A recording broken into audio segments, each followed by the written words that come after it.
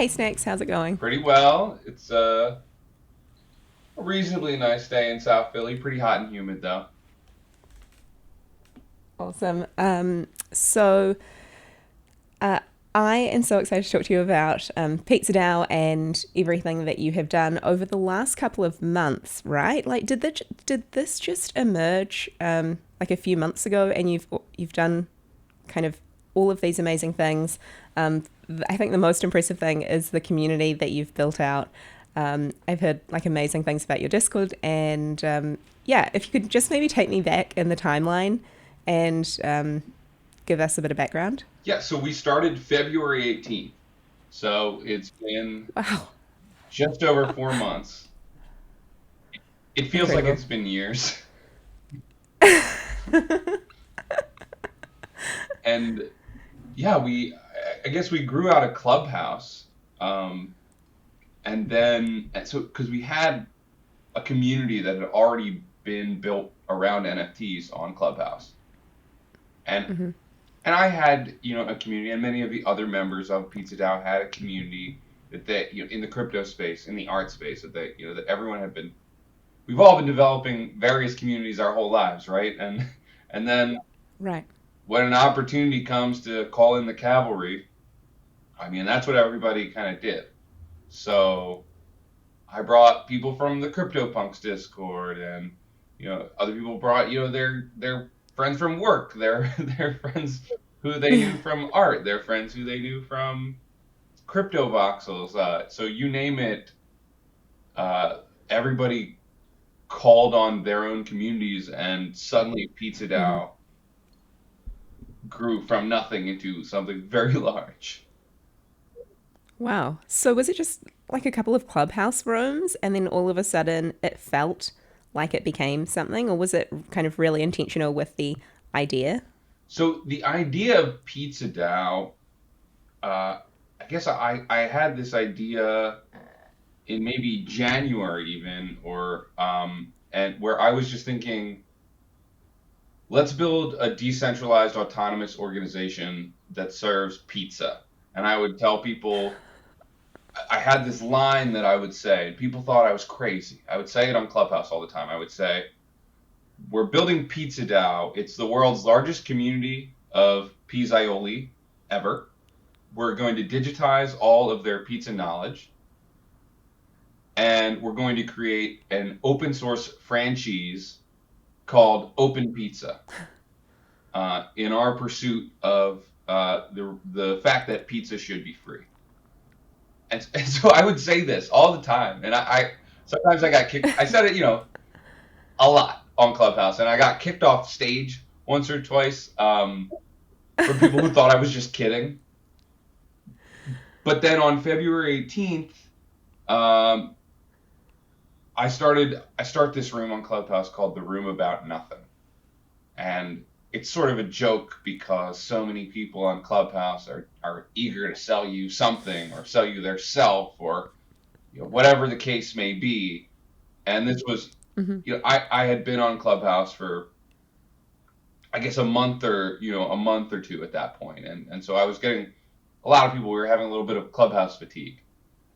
And Yeah. so the Room About Nothing was a refuge, right? To be silly and just talk about whatever. And so this woman joined, and she had heard me talking about pizza now, and she said, "Well, what if we made generative pizzas, generative art pizzas?" And I said, "Oh, okay."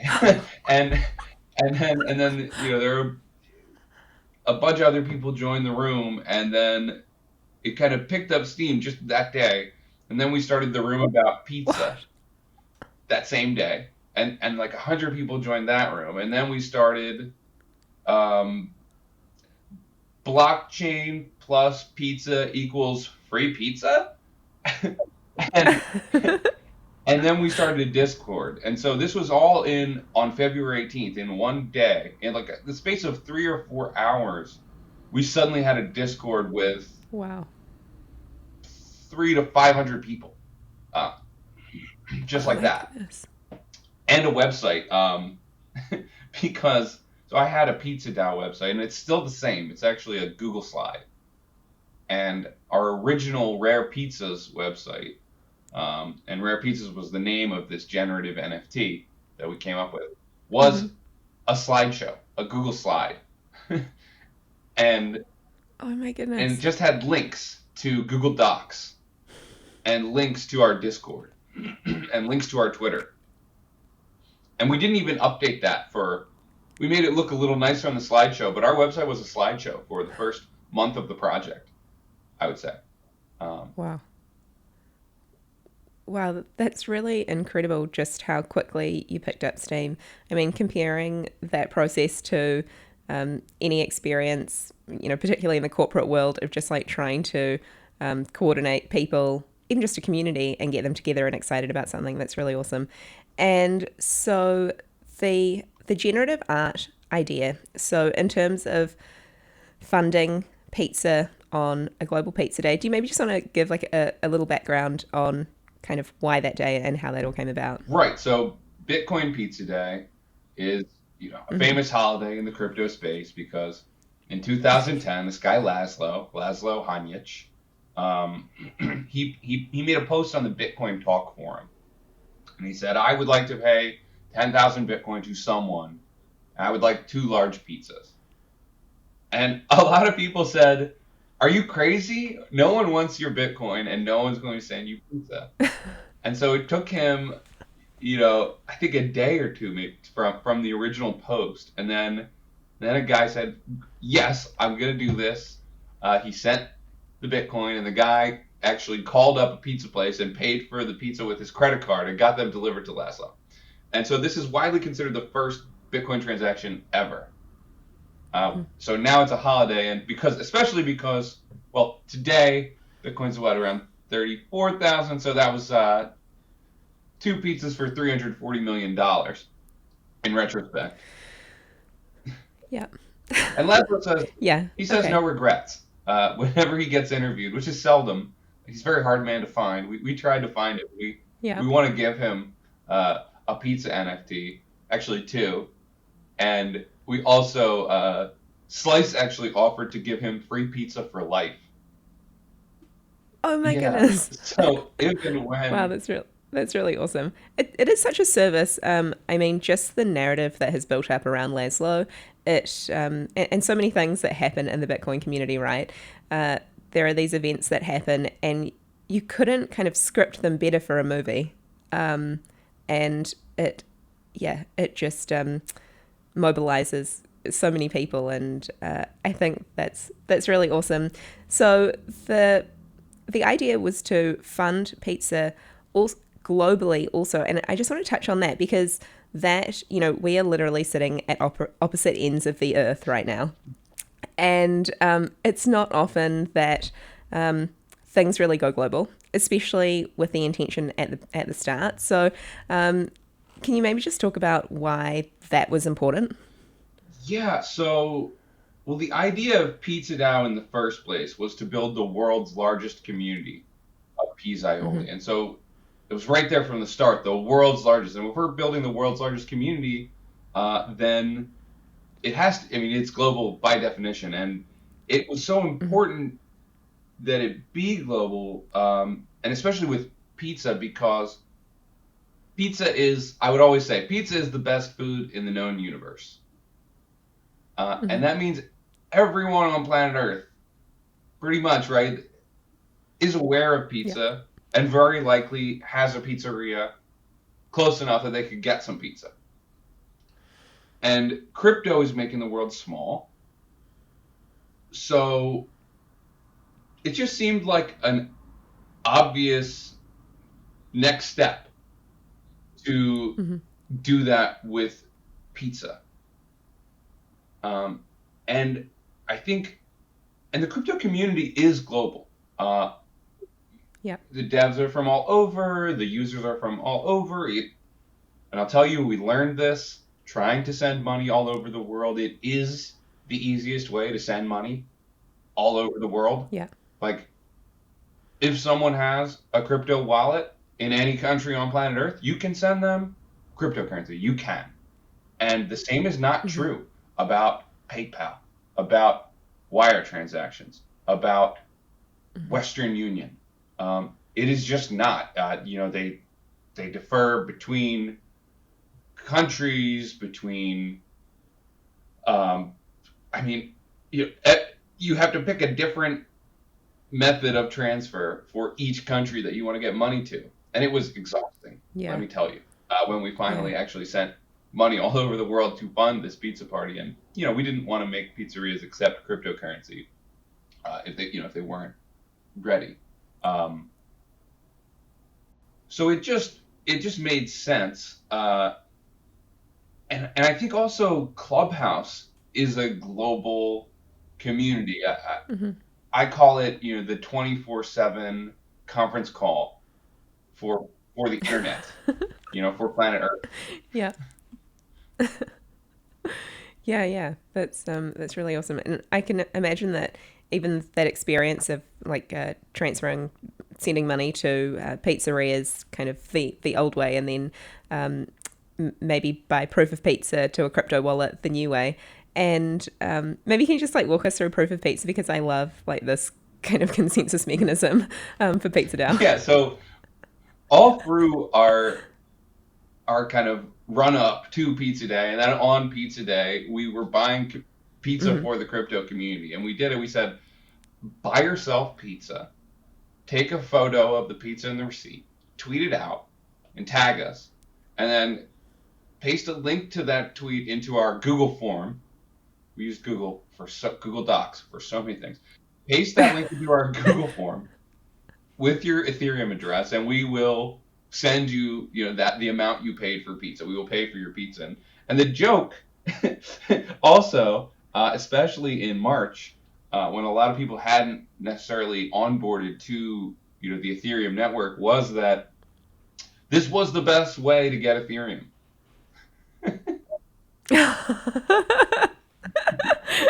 Well, I'm laughing, but that doesn't sound so crazy. Like, that is actually a really wonderful and effective onboarding mechanism. I actually think now, if like now I've redefined the best way to onboard someone into crypto, which is like it used to just be like give them crypto, but now I think like give them pizza and and make them do proof of pizza. It would be really effective as well. Yeah, and, Yeah. and it was great. I mean, people couldn't believe it. They would post and just, maybe this will work, and then they got the Ethereum, and, Hmm. and they were over the moon. Uh, Yeah, that's a really awesome like first moment to experience it, that Ethereum magic and just like the wonder of crypto. Um, cool. So, I mean, setting out with this really global mission and then doing it as a DAO, was that really obvious? And how did that go? Because I haven't really heard about anyone kind of step through what it's really like to start a DAO. yeah, so I've been in crypto for Hmm. about a decade now, and and we used to talk about, I ran the Bitcoin meetup in Philadelphia, and we would meet. This is actually Hmm. funny in retrospect. We would meet outside the Pizza Hut in in the 30th Street station. Poetry. Yeah. We would just, it was a public food court in 30th Street Station in Philadelphia, which is our big train station. And we would just push a bunch of tables together and talk about cryptocurrency. And even back then, well, really just Bitcoin at the time. And even Mm. then, we talked about DAOs, um, but we weren't that smart Mm. about it. We talked about DAOs, and we would say, taxis are going to own themselves. It's like, yeah, sure. Hmm. Right. And now people kind of are like, yeah, they'll probably own themselves, in some capacity. So, so I've been thinking about decentralized, autonomous organizations and the frameworks, and applications for, yeah, going on a decade. It seems crazy to say. Um, and I actually started a T-shirt business. I should be wearing one, but I'm not. Uh, but I called it Pirate Printing Company, and the idea was that T-shirts are a commodity, and there's no secret about how a t-shirt is made. There's no secret about Hmm. how much a t-shirt should cost. Um, there's even not too much of a secret about the design that is being placed on the t-shirt. And so I started this t-shirt business to make t-shirts be open sourced, transparent, and to let people, these are my Yes. margins, these are my partners, this is, you can download the design and print your own shirt. And so I did that, and nobody really cared. but um, I guess I realized over time that maybe pizza was the same. Um, Pizza is a Hmm. commodity. There's not a huge amount of secrecy behind how pizza is made, behind what goes into pizza, behind what it takes to run a pizza business. It's not necessarily Hmm. easy to find No. all of that information, but it's not secret either. And Yeah. and even more so, people in the Ethereum community, they talk a lot about public goods. Hmm. And you know, I think T-shirts are in a way a public good. They let you broadcast what you care about while you walk around, which is powerful. And Yeah. pizza also maybe a public good. And so this was our uh, our raison d'être, right? Our mission, right? Pizza is a public good. Yeah. Pizza should be free. It was our rallying cry. Wow. And so, and in terms of funding, so you've got the DAO um, up and running. Is that since you had experience with it, is that something you kind of spin up? I have no context in terms of time of how long it takes to spin a DAO up. Yeah, I think it really depends what you're doing with the DAO. Um, you Yeah. know, a DAO is in many ways a state of mind. Hmm. And what I mean by that is we don't actually have a governance token. We have a multi-sig wallet, which our community can look at, which they know that 4 of 7 of the people who have privileges on that need to sign off on any transaction. And so a DAO just means that we are a community that stands behind a mission that Hmm. is responsible. Um, and the governance mechanism can be whatever you want. Yeah. So many of the DAOs that exist in today's crypto landscape are not particularly decentralized. They may not be particularly autonomous. And even what Hmm. it means to be an autonomous organization, I don't think is incredibly well fleshed out, even now, yet. Agree. Decentralized, Yes.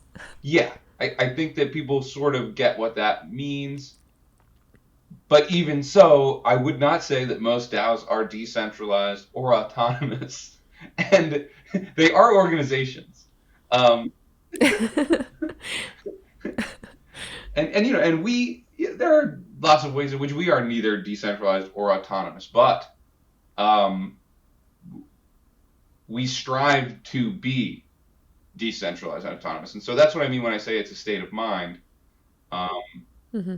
and furthermore, that it's, our economies on planet Earth don't do a great job with public goods. And Yes. I think that's part of the reason why Vitalik, you know, built Ethereum, right? He was like, wow, Hmm. uh, what is going on planet Earth? We need to fix this. Um, you know, why are we not investing in the things we should be? Um, and there's why is there no transparency? I don't know if he's saying this, but I say this: why is there no transparency in so Hmm. many of the goings on of our major institutions? Um, Yeah. Exactly. And so for us, uh, because a DAO is a state of mind, starting the DAO was as easy as saying, you could argue that the DAO started as soon as I created a Twitter for Pizza Dao and made that stupid Hmm. Google Slide website. Because, and I guess the other thing that is so important about a DAO is, or about the idea of a DAO, the state of mind of a DAO, is it's kind of like improv. If you ever did improv, uh, and when Hmm. someone comes with a piece of whatever they're going to say, whatever line or action they're going to take in improv, you don't say no, you say yes and that's really central to what improv is, and for a DAO as well. If someone comes to Pizza Dao and they say, I want to do this, we say, great, let's DAO it. That's what I'm saying. And so it's a very, and even more than that, there's transparency, but also like all of our Google Docs were open edit. Hmm. So our Wow. roadmap, our website, like it got vandalized a few times, and we just reverted it. No big deal. Not Yeah. very many times actually. It did not get vandalized very many times, which was really amazing. Uh, See, because Yeah. people people are good, and they want nice things uh, Hmm. in most cases, and so making all of our Google Docs, all of our foundational documents open edit was it was amazing to see how respectful people were. Hmm. Yeah. And so I think for me, um, part of being a DAO is really being that open to contributions from anyone who might come along and say, hey, I want to do this. And you say, great. Or you don't even have to say anything. Like this is where the autonomous part comes in. Um, Hmm. they, they can just go and do it. And Yeah. and that's really powerful. Most organizations don't really work that way. I mean, although you hear about, like Google, right? I mean, I think they had I don't know if they still do this, right? But they had a kind of a rule or an informal rule that, you know, I don't know if it was 10%, some percentage of their employees' time, they wanted them to work on whatever they wanted. Hmm. And many of their Yeah. best products, I think Google Maps came out of that. Um, Yeah. I don't want to, I'm not sure exactly. I know that a lot of their stuff, really just came from that, just from saying, go build, just build. What do you want to Hmm. build? Great. And that's really powerful because, again, people want nice stuff. They're going to build it. I believe that. I believe that for even before Bitcoin. I was like, yeah, people are generally good. They want Yeah. to collaborate. They want to drive on the right side of the road. Um, Yeah. you know, Yeah. I think that crypto is, if you haven't experienced that kind of feeling before, the like people are inherently good. I feel like there are more and more examples, like every day of that in crypto, and just examples that I don't know, you could never have expected, and kind of from the most unlikely sources, and that makes it even more kind of compelling, this idea that people are inherently good. So, yeah, I totally agree with that. And so, okay, so you have like a DAO as a state of mind, and you've got a Discord, and then this incredible idea of like generative pizzas to essentially, was the idea to create NFTs to fund the pizza day. And did you have any kind of ballpark expectations of what it would take financially to carry this out, and then how did that kind of tie into bringing generative pizzas to life? so the original idea was it was Pizza Dao, and it was just that Mm-hmm. that crazy three part sentence that I repeated again and again, Mm-hmm. and then the idea was generative art pizzas, and that was kind of like, CryptoPunks were the original 10,000 Yeah. piece generative art project, and then when we were starting uh, this Pizza Dao project, hash masks had just come out, and they were a generative art Mm. project, but their innovation on CryptoPunks was that they were collaborative. So a bunch of artists, and I don't know exactly how many, but a bunch of artists had worked together to create hash masks and create and and so with the rare pizza, the idea was that, okay, well, we can have artists each do a topping, and so it was kind of like an obvious way, or maybe not so Mm. obvious, but a really, an elegant way to do a collaborative piece of art. And so we were going to get, I think we were shooting for 96 artists, and then Mm-hmm. we upped it to 140 something, and then we were like, okay, we're going to do 314 because, of pi, and just how much enthusiasm we had in our community. And and even then, I don't think we decided yet that we were going to throw the pizza party.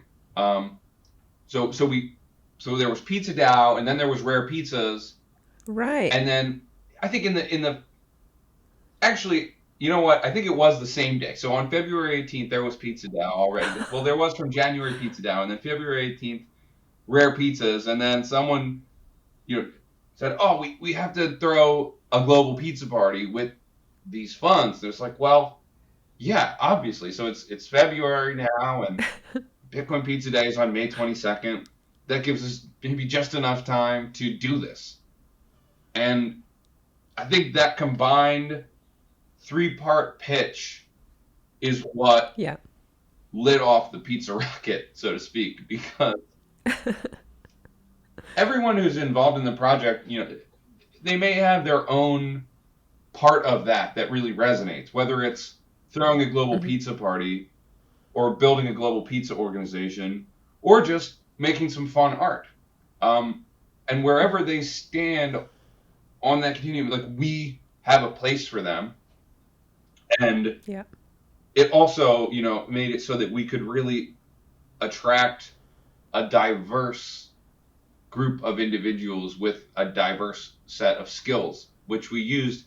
Like, we're like just a business. Like, we do. I mean, we're not just a business, but in the things that we need, we're not so different from any other Mm-hmm. organization. We need marketing, Right. we need accounting, we need programmers, we need artists, we need business development, we need admin, like administrative work, clerical work, like all the things that make any organization go.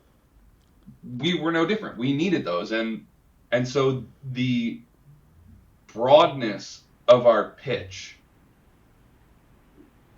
really helped to attract that diverse set of talent, and also just the community. This was in the Yeah. middle of COVID, um, which, at least in South Philly, it doesn't feel like the pandemic is still on right now that much, but in February it Mm-hmm. definitely did, and at many places around the world right now it still certainly does. And so we were starved for connection. And pizza, I mean, it comes cut into eight. Like, it is a group experience. If you eat a full pizza by yourself, like, no shade, but generally people share it, and so it's a communal thing, Mm-hmm. and we were just having so much fun. Like, it's an art movement, it's a it's a and the people who are a part of it are just really fun and nice, and so, a lot of them, like, we've all made so many friends, like, all over Yeah. the world, which is like unprecedented for me, at least. um, Yeah. like, I could go to, yeah. And so I definitely want to circle back on the community aspect, but in terms of like these 314 artists, were they already kind of in your community, or did you kind of put out word? How did that work? Yeah, so I mean, we put up 96 slots and they just filled up just immediately. Um, like I think by February 19th, we were filled. Um, they'd all been signed up for, and that was people that were, either 1 or 2 degrees of separation from the original people, on Clubhouse following the project, and then we, as we opened the floodgates to more artists, they came Hmm. from all over. So people just invited their friends. Like I was saying earlier, they called in the cavalry, and even Yeah, we yeah. got more bigger name artists, like the guy who was the art director for Starship Troopers and um and Anaconda and like a whole bunch of other. I think his name is Jim something, and so he's like an artist on the project. Or and I mean our lead, we call him Head Chef Shrimp. Uh, Hmm. is he's like an old hand in Hollywood who he made Harry Potter's Patronus in episode 3, or in not episode 3. He also did Star Wars, so he, yeah, he All worked right. on the prequels. But so he was able to bring in some of his community, and they're big names. But once we had this wild thing happening, it's pretty cool. Like whoever you are, even if you have millions of Yeah, followers on Twitter, it's pretty exciting to be a part of Pizza Dao. absolutely. And so then the funds raised from the NFTs. So you made it definitely by May in time for Pizza Day. And how what was the hype like in the Discord coming up to Pizza Day? We were like, the hype was big, but more it was just work. People were just Right. working really hard um, to spend. So we ended up spending, over $300,000 on pizza on May 22nd. Uh, and that wasn't easy. It was because I touched on it earlier. Sending the money, not easy. Yeah. Signing up the pizzerias, Hmm. not easy. Uh, you call, you say, I learned this after having some bad phone calls. The first thing you say is, "Hello, I'd like to order $500 worth of pizza." All right. And then they're like, "Oh, let me get you my manager." Okay, great. And then you explain. Um, but not easy signing up all those pizzerias. I mean, we had a Hmm. huge team of people just calling pizzerias and saying, "Hey, do you want to be a part of Free Pizza Day?" Um, and we had a huge team sending that money, and we had a team making sure that we got them stickers, making sure that we got them Instagram posts, making sure that we had videos and podcasts, and you name it. Like, it was a massive endeavor to do it. So the Discord was just humming with Yeah. work, with people. Um, just, I mean, after May 22nd, a lot of us had to attend to our lives. I can just imagine in the weeks leading up to May 22nd. But I also think that like it is such a gift for to give someone the opportunity to work on something with others that really fills them up and energizes them. And so I can imagine that it was not maybe not easy, but there was something about doing that work which you feel so limitless in pursuit of that mission, which again I think it might have been a first for a lot of people who especially those that maybe weren't in the arts, didn't come from an arts background, who aren't kind of used to pursuing passion on that level. So yeah, I think that's really And that's interesting. part of the pitch of DAOs in general, I think. And I didn't know Hmm. this back, when we were talking about it in 2011, when we talked about taxis owning themselves, like how that looks so boring in retrospect, right? And when really the exciting thing about a DAO is that we have so little say Hmm. in the world around us. I vote, but it doesn't feel great, Hmm. voting all the time. It doesn't feel like I'm being heard. I think most people feel this way. It is really hard to make change in the world. It's just not. It's both hard and easy, right? But it's hard. It's really hard. Hmm. um, Yeah. and so when a DAO says, "Hey, this money is subject to community governance," that's enough. Hmm. Just to know that together we can decide what is done with funds is so powerful to Yes. be able to trust, just because how many people in Pizza Dao ever thought they would have a say over what anyone did with $1 million? Hmm. I mean, it's an amazing thing to people, they're just sitting at home and they're like, well, wow, I'm part of an organization that governs over $1 million. And I get to say what we do with it. I get to contact my local pizzeria and make sure they get part of it. I get to get my friends involved and have them be artists on it. Um, and Pizza Dao. The other thing, like, we intend it to be a blueprint.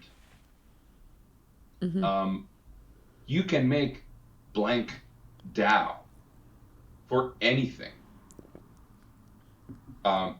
for any public good, Yeah. and we hope that people, can just copy our playbook. Um, you could make a DAO for another kind of food. You could make a DAO for a lake. You could make a DAO for a toy, for a service, for a political movement.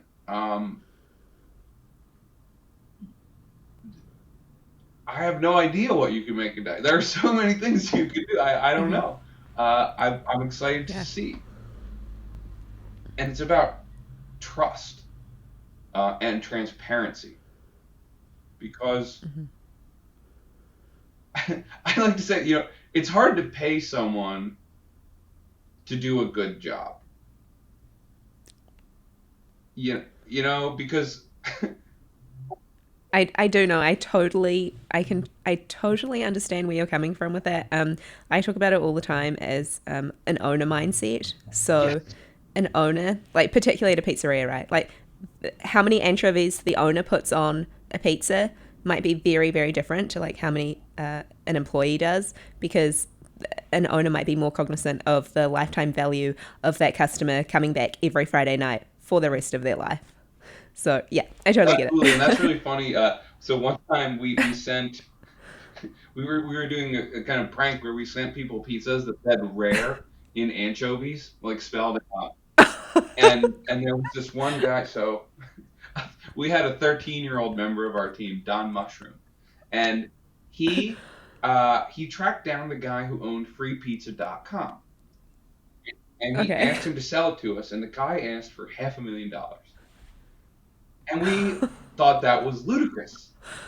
And so, to prank him, we had his address and we delivered him a pizza that said "free" in anchovies. And so I called some pizzerias, and he lived in Arizona, and I called some pizzerias and I said, "Hey, we like," and they said, "Do you know how many anchovies that is?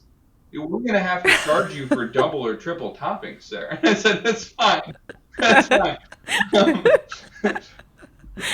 but yeah, this idea of ownership, you know, Hmm. is also central to the mission of the pizza. I didn't touch on that yet, and so I'm glad you brought it up. We want to bring pizzerias onto the blockchain. Um, we Mm. want to build. Now, I was thinking about this before Pizza DAOs. We need to have blockchain accounting systems because if we can build blockchain accounting systems for small business, we can enable community ownership of small business. Mm.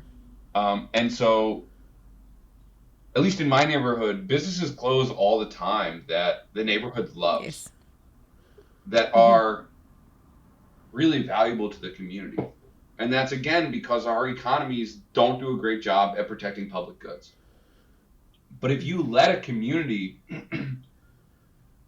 be invested in their community, they'll pick you up on it.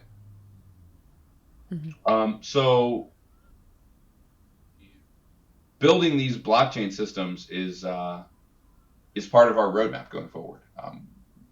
If we can build blockchain accounting systems for pizza, guess what? The same ones are going to work for any other business. Yeah. Wow. And so that is really because I know that when people talk about bringing things onto the blockchain, and you say it doesn't really need to be on a blockchain, but just kind of hearing you talk about trust and transparency, um, those two things which are fundamentally kind of missing from also public goods. Just when you think about your city and how money and funds are distributed, there's no transparency, which then kind of flows into a lack of trust. And so if you can, yeah, put something on chain, then you increase, those two And it aspects. doesn't even mean that people are going to look. Like they Exactly. may Yeah. not look, they may not, but they Yeah. know that they could.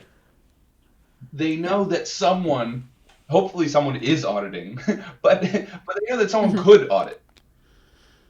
Yes. And the same is not really, it's definitely not true of most businesses. And it's not Hmm. true about most government activity. Hmm. So, like in principle, yeah, you're supposed to be able to track like how your city spends money, but it's not simple, and there are layers of obfuscation, and there the way that contracts are bid. I mean, it's all just this whole confusing thing that makes most people feel pretty powerless. Hmm. So giving people a feeling of ownership, and it goes back to how we started this thread of the conversation, which is that you can't pay for someone to do a good job. They need to believe. Hmm. They need to believe. You can pay someone to do a job, definitely, but will they care? Like, will they do it in a way that they bring all that they have to offer to the table? Hmm.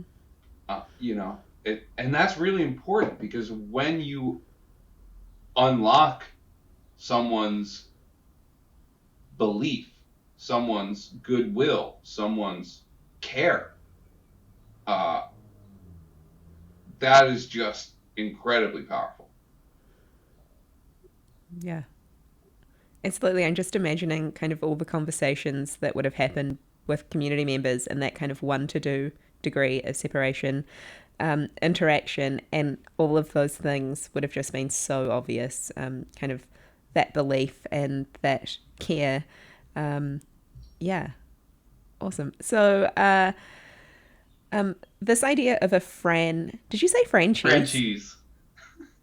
Oh my gosh, I love that. And specifically with pizzerias and like pizza franchises, as they stand, I feel, when I think of an example of a franchise where it doesn't really work, the number of pizza franchises that I see going out of business is more than any other type of franchise, and but then another one always pops up to take its place because, like you said, like pizza is kind of so fundamental to this idea of like community and food globally, that there is always someone else to open up shop. What does this franchise future look like that you kind of are envisioning? so when we talk to pizzerias, and it's funny because we kind of had this idea and we hadn't actually talked to that many pizzerias, but now we and they say that yeah, independent pizzeria owners have been talking about building, some sort of franchise to support each other to Mm-hmm. compete with, your Domino's, your Pizza Huts, your Little Caesars, um, because they don't respect the pizza that those organizations make. They Mm-hmm. don't respect how they treat their employees, uh, and but yet they recognize that those organizations have massive scale. They have Mm-hmm. so much talent. Like imagine how many people work to make Domino's what it is. Um, and I don't eat Domino's pizza. But but I but I have, and I will say their app is great. It's a really good app. Uh, and and your mom and pop independent pizzeria doesn't Mm-hmm. have the resources to build that. Doesn't have the resources to build software, to know Mm-hmm. what software is good to run their business on.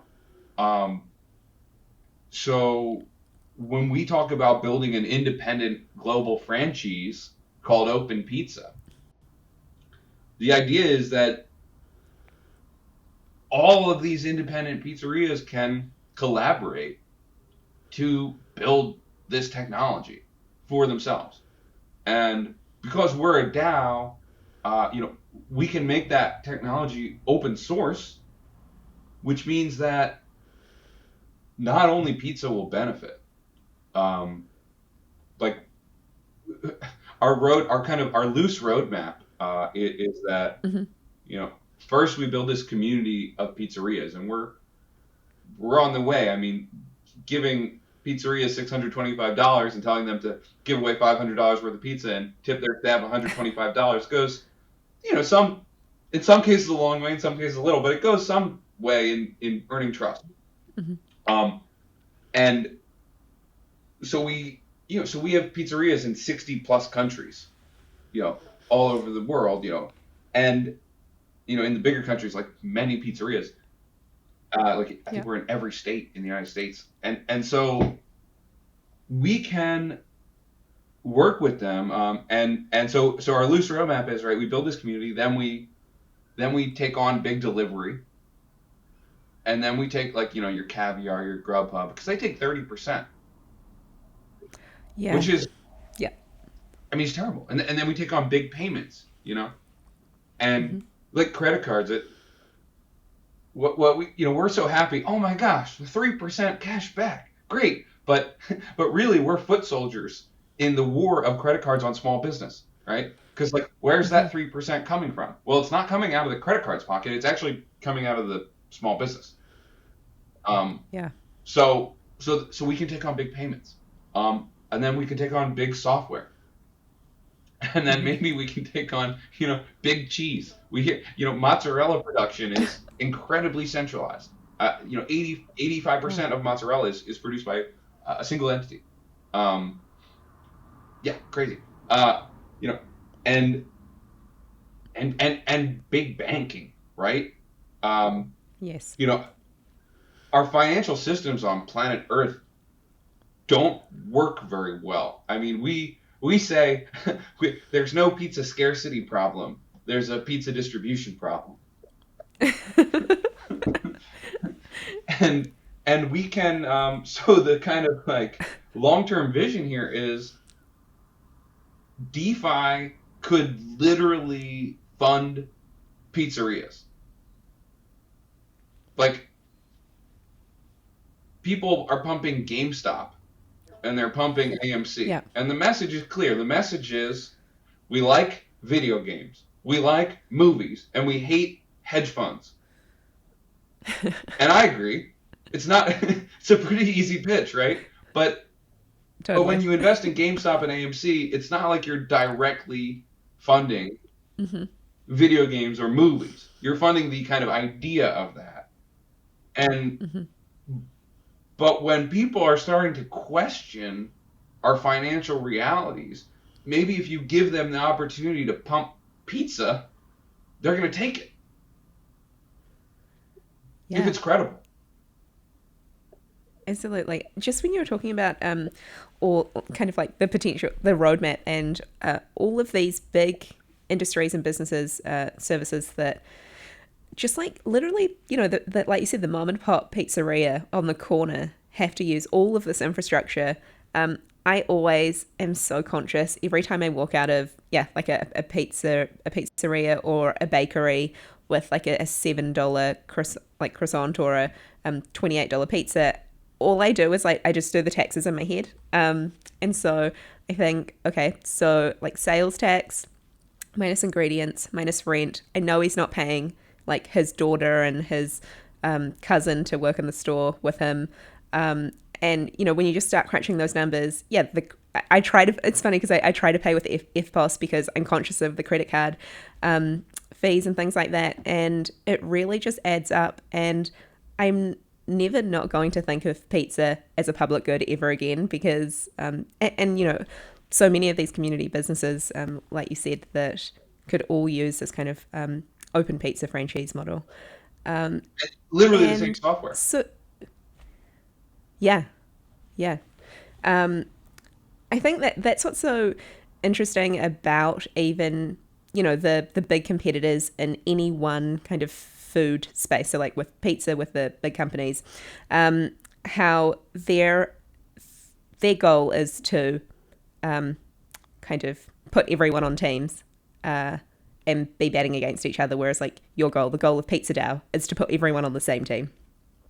And I like even just like using the language of planet Earth in this conversation has really changed my perception, which is that what if we're all on one team for this one planet, using this open infrastructure? What does that look like? Because I feel like the last however many decades, we've been kind of divvied up into, teams that have gained strength, but only to fight or like compete against each other. Doesn't really serve. I don't know who it's serving anymore. I mean, I do. It's serving the teams, but yeah, that's really awesome. And so just this idea also that all of this kind of comes, what you're able to do going forward with the funding kind of comes back to these NFTs and this idea of art. Can you maybe just like talk me through how you think about the impact of art Yeah, on the and world? one thing that we say on the last subject, we say, and this is what Buckminster Fuller said, who's a big inspiration. He said, "We're all astronauts here on Spaceship Earth." Mm. Uh, and so, and artists, I mean, art is. I was talking to my cousin yesterday about this. Actually, we were like, "What is art? Art is something that's not trite. Art is something that's not trite." And like maybe it's so simple. And art is like the reason for living for many people. Like Hmm. we work so that we can go home and watch movies, or so Hmm. we can go, and food is art, so we can eat good food, so that we can experience Hmm. good music, so that we can look at beautiful things. Art is what brings joy and I mean, art and people and art is people, right? Art is an expression of people. So Yeah. so and also, and because art is so central to life, um, Hmm. art sells most things. Art, like I've always had a problem that people create products and maybe they don't know why they created the product, and then they have this thing they have to sell, and then so they market it, and so most Hmm. of the budget for many products is actually marketing. It's actually Yes. hiring artists to make, and then paying, for the placement of that art. And so the idea, we call it the art to pizza pipeline. Um, and so if art already sells all of these things, and because if you can get a talented, thoughtful, perceptive, artist who can create beautiful things to create a beautiful thing for your thing, then that's a Mm-hmm. pretty good sign that your thing might be good, because people trust aesthetics. People trust good art. Um, Mm-hmm. Kind of like with voting, right? It's easier to vote for aesthetics than policy, and and this can be dangerous in our society. Yeah. Uh, but you can't fake good aesthetics in a way, Mm-hmm. and so when we, you know, start this art movement that says pizza should be free, it's like we're cutting out the middleman between art and pizza. Like there's no Mm-hmm. company, there's no um, marketing department. Like, do we have a marketing department? Like sort of, but but but it's but this is artists coming together to. I mean, we don't really, yeah, we don't like marketing. Like pizza should be free is usually enough. Um, so yeah, it's like when we look at cryptocurrency and it's supposed to cut out middlemen, and we look at the internet and it's supposed to cut out middlemen. I mean, maybe the logical conclusion of that is that, you know, is art to pizza, art to blank. Like art is so it just motivates all, you know, most stuff. Um, you know, Mm-hmm. what you wear, that's art. And so and artists, they get that. And I think that's Yeah. why so many artists connected with our project, Mm-hmm. because they were just, oh yeah, of course, just makes sense. Yeah. And so that's interesting that artists kind of know that from their experience and kind of maybe even inherently that like the most direct path is to them the most obvious, and it kind of serves the it just like serves everyone involved in the best way. How like do you think that people who were participating in like buying the NFTs that they became more conscious of like art, like their connection to art and art's ability to literally like fund the world just by going through this process? Yeah, totally. Because like I mean, it's, you know, it's June 28th, 2021. We are in the Mm-hmm. middle of an incredible output of NFTs. Like they are just papering the metaverse with these NFTs. You know, they're everywhere, and so and many of them aren't funding anything, except, Mm-hmm. you know, the creators, which isn't bad. You know, it's good to artists. It's funny. Like my first introduction to NFTs was in 2018, and I went. One of my friends brought me to this art auction, and one of the first things that I did, that when I got in the door, there was this table they had set up, and you took out a dollar bill and you wrote, "Artists deserve more." And it's funny, I have it right next to my desk.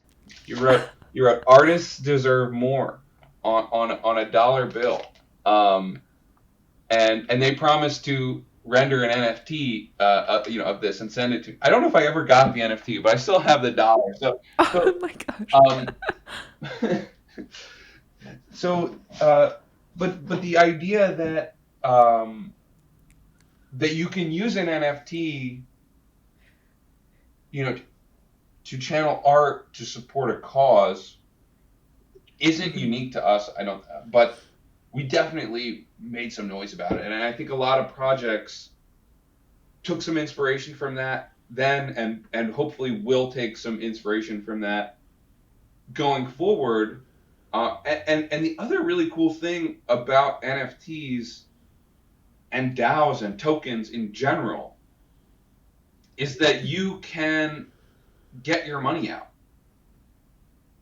Yeah. eventually, maybe, right?